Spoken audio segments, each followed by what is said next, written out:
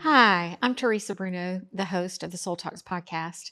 And as I shared with you earlier, we are airing some interviews that my good friend and director, Peter Siaggas, did with me. So here's a little bit more of my journey that I'm sharing. Thank you for listening.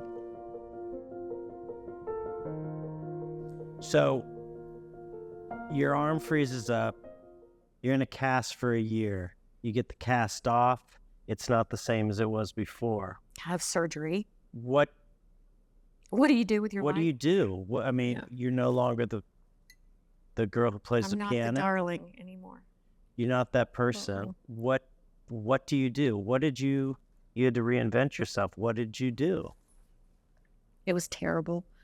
I walked and cried a lot. And then the reality of you have to live, you have to make some money. So you start trying to figure it out. You know, I'm overeducated for anything that anybody would probably hire me for, University of Alabama at Birmingham, because I had studied with Sam and Dolores Howard, asked me to come teach. And they were wonderful to me. And they had a program for really gifted students because University of Alabama is predominantly a medical school. And so they had people coming from all over the world, these amazingly gifted children, and nobody, really teaching at a high level except Sam and Dolores. So I began teaching, but it was so sad. I would teach what I had just had to walk away from. I'll never forget. I had the most gifted little boy. He was just incredibly gifted and just flying all over the piano, and I was trying to coach him. And I remember teaching him how to bow because it was about to go out and do like one of his first big performances at 8. And, the community was all abuzz. This little 8-year-old's going to come out and be this prodigy. And I was teaching him how to bow. And he just couldn't get that you held onto the side of the piano and you bowed gracefully. He wanted to go, pop, and pop up. It was so funny. But I remember teaching him how to bow and then walking out of the room and sobbing so hard, thinking, I'll never get to bow again. I'll never be on that stage and taking my bow. Because that's the most fun thing. You finish and you're just exhilarated and all the energy's running inside of you. You've got an audience clapping for you. And you thank them with your body. You bow. And It's receiving that energy too. Oh, yeah. And it's, I used to go out on stage and I used to think, I played mostly a romantic repertoire. And I would sit backstage and I would go, okay, what I want to do, is I want to play this so beautifully that they'll feel like, time stops and it just really touches their soul. And it's, I just want to give that audience a gift of beauty in time.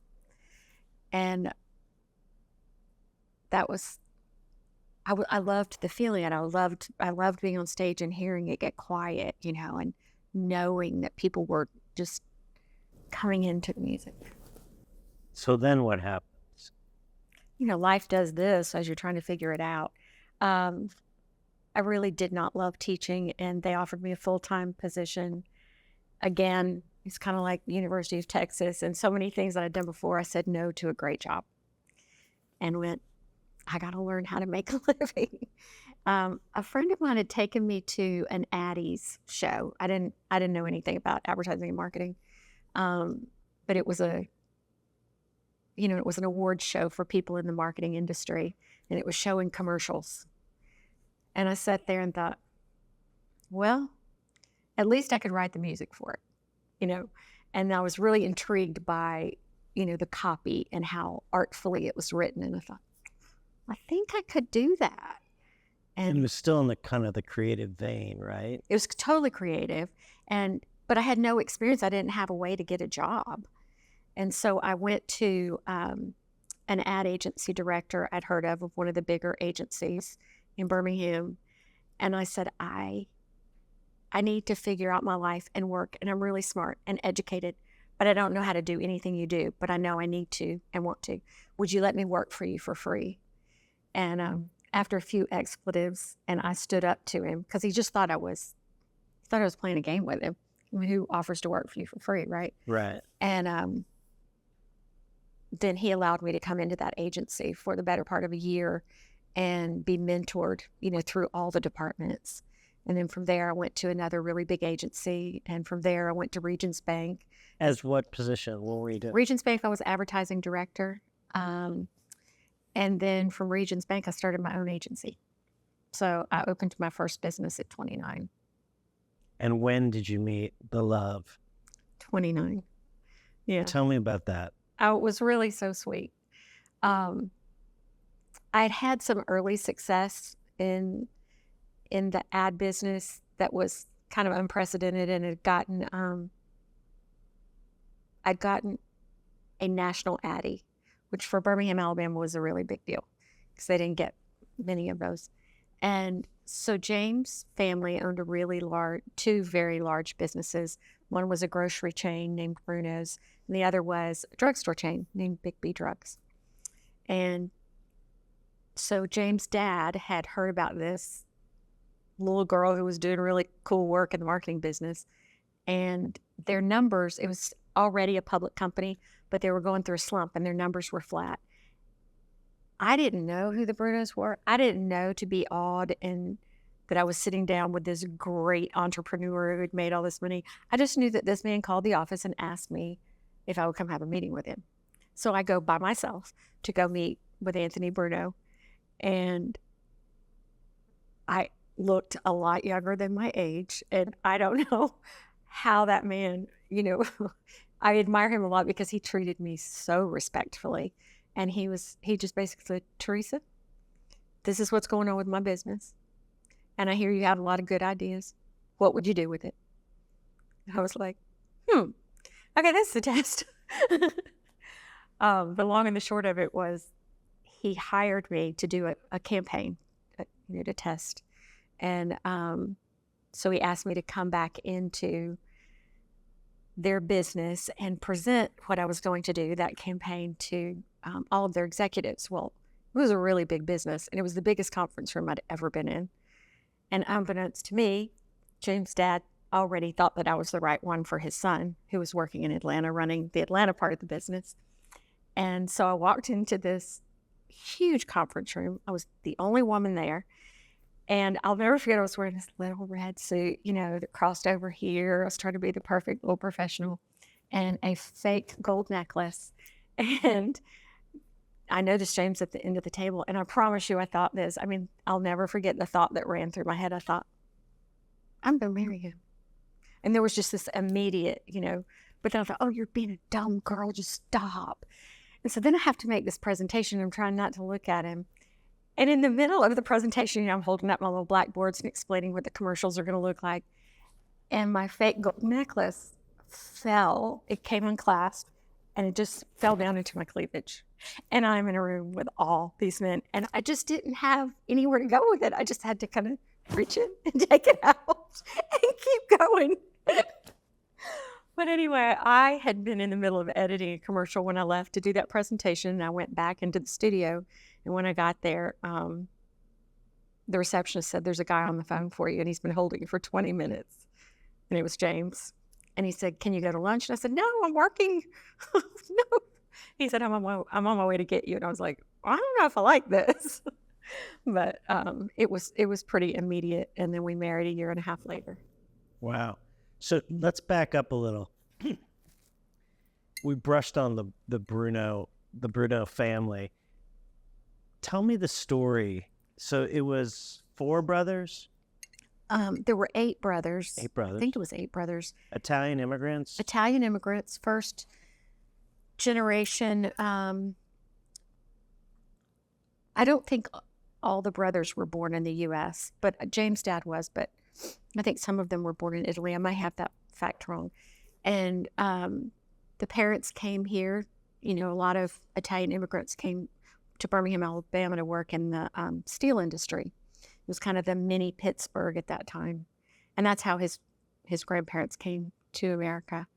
The oldest brother, Joe, they lived in a very small, apartment, and it was over kind of a retail area. And so when he was pretty young, he borrowed, I think it was $300 to start a grocery store underneath where they lived. And, they worked so hard, and none of them went to college. Each brother kind of took an avenue of the business. If, one of them was in the butcher area, and one of them was in real estate. That was James' dad. And like they all took areas of the grocery business. Well, if you can imagine, I think it was less than 40 years. It was probably in the 30-year range. They took that one little grocery store that started on a few $100s, and it became a major publicly held company. And they also started a drugstore chain that at the time it was sold had 500 units and was also a publicly held company in less than one generation. I mean, I don't know if you could do that again today. It was beyond the American dream. It was gut instinct. These men were brilliant, obviously, so driven and visionaries, and they just figured out how to do it. So James was second generation coming into this business that became all that it became kind of when he was in, he remembered, he would tell me stories of, he went to Catholic school and being 6, 7 years old, and the nuns come up to him and asking if he could give them credits to go buy food at the grocery store. And he said it would drive him crazy because he didn't have any way to help him get groceries, But by the time he was in probably midway through high school, I'm sure, was when they went public. And what happened then was the trajectory of his life and their families, everyone in that family's lives, they became celebrities in Birmingham. They also, to their credit, were some of the most philanthropic people who've ever lived in Birmingham. And I think they gave away $1 for every dollar they made. And I'm not kidding. They gave to everything. They were, just really humble about what had happened to them. And they gave back to the community all the time. So tell me, at Christmas, they would get in a plane and they would travel to different grocery stores or the pharmacies or whatever. Tell me that story. It's really an interesting story. So one of the things I loved, as a young woman, not being from Birmingham and getting to know the Bruno family and then being a part of the Bruno family, and also, already having a business of my own and growing that business and working with a lot of other fairly large businesses. The thing that was so different about Bruno's was that they ran these huge companies like small family businesses. Those men knew, they would walk in a store, 5,000 people, and they'd know the majority of them by name. They gave out the hams and turkeys themselves for Christmas and Thanksgiving, and they knew when somebody's child had a problem. They knew when there was an accident or a fire. They took care of their employees like family, even though it had gotten to be so huge. And one of the things they believed in doing, and at this point they were all over, they had bought Reed's Drugs in Atlanta. They had merged. They were the first grocer to merge with, I think at that time, what was before Walmart and Target, and it was in Atlanta.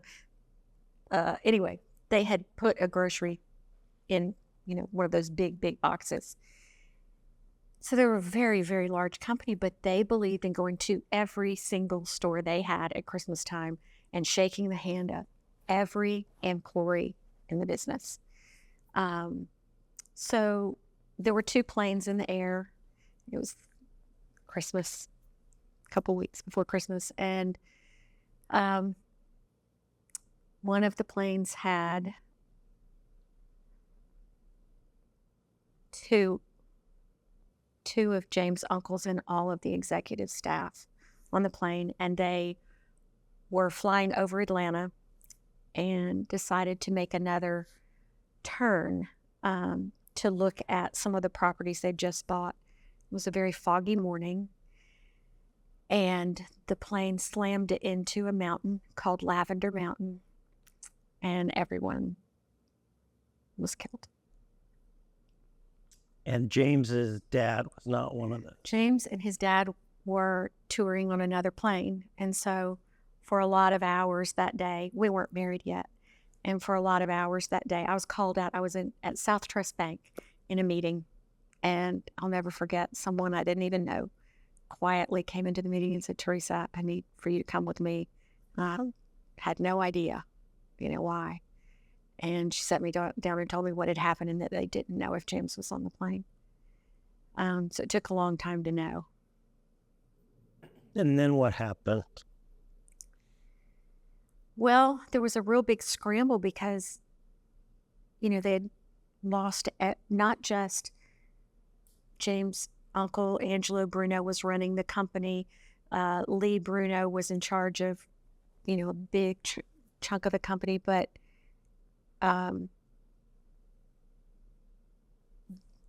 their core, key executives who ran everything.